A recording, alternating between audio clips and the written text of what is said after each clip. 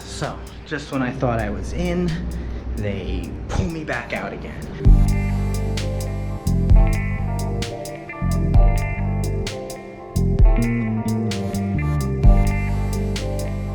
I just got a message from my landlord as I was doing some housework this morning. It is now the very early afternoon that I have to go at 6 p.m. out during this lockdown to get a COVID test at the community center. So that is what I will be doing at 6 p.m. today. And my anxiety meter went from, I don't know how it'll look on camera, maybe here. And it's like here, it's just lingering. So it's nothing to be worried about. I don't think I have it. I don't think I've had it, but you just never know. I'm just gonna go at 6, ride my bike over. It's only like 30 seconds away, and hopefully I'll be back by 6:05. I have seen a lot of lines today, although that is in the city. It's probably a little bit harder to just give people times. Here they have a better track of the community, I think, and they were able to like just tell me what time to go. So that's when I'm gonna go. So I'm thinking that here they just want to get people in and out at their time, like a couple minutes. Because I stood in one of these lines before to get COVID tested. I just felt people being too close to me. If there was a great way to get COVID, it was standing in one of those lines. So I'm just hoping today, I'm hoping you're seeing on your screen right now, no line out the door. Just a couple people standing around, maybe apart from each other. That is what I hope for. We will see. I never know when I'm heading out of the house for something COVID related, what's going to happen. So just another adventure out of the house during this time. We'll see what's up. They took me to a second location from the location I was told to go. I'm gonna click the camera off for right now, and we'll see what happens in a minute. This is what they did before. They kind of put us in these seats that are in a line that aren't really 6 feet apart, but they're close, I guess, and we're all facing away from each other, so, or more or less, so I think it's okay. Okay, so she just took my info. I'm just waiting. It is a pretty quick thing, so I'm at least glad to be sitting down. I had to wait a lot longer when I lived in the other district in Santra. It was, I think I talked about it before. It wasn't a great experience. This is better. Ooh, that one got my eyes watering, that swab, because he swabbed a lot more than the last person did, which is good. He also did it down my nose that I get some bloody noses in, so I'm gonna go check on that now. Make sure I don't have a bloody nose. All right, just gotta wait now. Come on, thank you so much, thank you. Yeah, I'm okay, it's okay. Yeah, I'm good, thank you. I need to learn more Vietnamese. I think my nose is bleeding, I'm not even kidding. Oh, I should have told him the other nostril. I should have told him the other nostril. I'm not gonna show you, I'm gonna keep the mask on. Now, I just gotta wait. See what happens. I think it should be fine. But you never know. So we'll see. I'm guessing some word just came down probably earlier today or yesterday to do the testing again, just to keep testing. If we keep testing, then if a problem pops up, then you'll be able to find it relatively quickly. So now basically the days that I was supposed to go to the grocery store have turned into my days where I'm going to be tested for COVID, which is fine.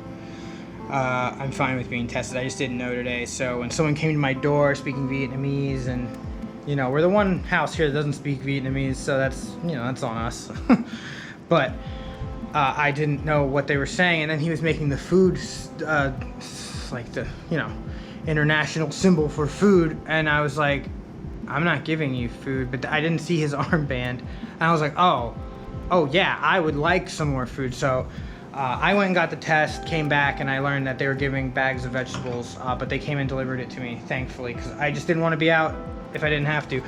So we got some things, and I just learned what some of these things were, so I'm gonna have to learn how to make these. Might be part of the next video. We'll see. I'm kind of hoping there's not a lockdown part 3 but there might be, because we might be in lockdown for a little while. Ember is very curious that you guys don't even like vegetables. Is this something that you like? That would be very random.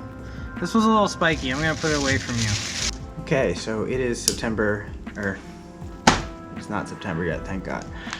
Actually, I wish it was September 5th. Anyway, it is August 30th, so you're probably wondering what's been happening for that week that there's nothing yet talked about here on this video. Well, every time I filmed a little talking head like this, new information came out, and then I had over an hour's worth of me rambling and ranting on, which doesn't need to be seen. It's not offensive or anything, I talk in so many circles and I talk about so many things on different days over and over again. And then I have new information where some whole talking heads are just completely invalid and useless. I have decided just to do a little recap here of what's been going on this week in our lives in lockdown. Our lives in lockdown. So maybe about a week ago, the government announced that grocery stores would be able to do deliveries either from online or calling the store or on Zalo, which is kind of like the everything here in Vietnam. Zalo, you can do so many different things on. It's chatting, it's paying for things, it's paying people for things, it's so many things. I tried to get in some groups on Zalo, all these things, but man, it was a real mess once this information was released. It's kind of every man for themselves, and it wasn't great, but people did get food. So I know that some people got food. I was eventually able to find a place that would not only just deliver to us, but would take the order. It was online. It was a place called classicdeli.vn, and it is it's high end. It's a lot of imported stuff, but we did get food and we did get it delivered. So if that's an option that you can do, that was what we were able to do. Oh yeah, they announced that lockdown would last until September 5th, which we're mostly okay with. I'm getting water today, some fruit possibly, which we just ate. Our watermelon that we got last time, it was so good. Haven't had watermelon in a while. Not again, actually, because this was a talking head that I missed. Our ward boss and my landlord have been amazing. My landlord answers us every time. He has been so helpful. He lets us know if there's something going on in the ward that we need to go do, i.e. right now, testing. And then he'll talk to the ward boss to get us stuff if we really need it. My ward boss was just here. She came through for us. This gives us a lot more time. This just gives us a lot more time. So I got 2 more things of water, noodles, and some fruit, which is amazing. Cantaloupe, amazing. Like I said, I've been able to order groceries, but still having a hard time getting water. And then at the same time, I just order some eggs because I know the store will have some eggs and water. So the ward boss is able to deliver that to us, but I know not everybody has that. I definitely did a talking head one day where I know that so many people don't have as amazing of people looking out for them here if they aren't from this country. And we are very fortunate. They have been so kind to us and so nice, and you know, not everybody always is. So we took we took this last weekend off basically from like everything. We kind of just ate some junk food that I had squirreled away for Luisa's birthday because we had not been eating junk food. We made pizzas. We've been using wheat flour to make tortillas and pizza dough because we had this wheat flour we got delivered that we kind of wanting to mess with, and Luisa was like, we're doing it. My wife was like, let's make a pizza. So now we've made a couple pizzas, and like that's just stretching out our food a little bit more, filling our stomachs a little bit more, and that was super helpful. We were also very lucky to have that wheat flour. Wanted to have some baking powder, but you know, can't have everything. Try to make some bread, but you know, c'est la vie. We watched a bunch of movies we haven't seen yet. We ate a bunch of junk food, ate some pizza, and just really just chilled for 3 days. And that's not a luxury you can always have, but we took it when we could. And in that day, that's when we got the delivery from the food too, and it just made us, that just lifted us up even more. You know, we're just making it through it.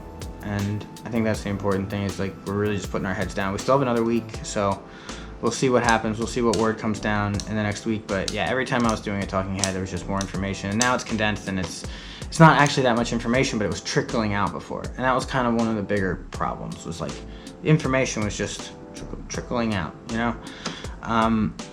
And that kind of makes it hard to do a video, and I don't want to post every day. I don't want to have a reaction every day to something. That's what they've done here. They've had a reaction every day to stuff that's going on or new ideas that they have to implement. And that's fine. I know that they have to do these things.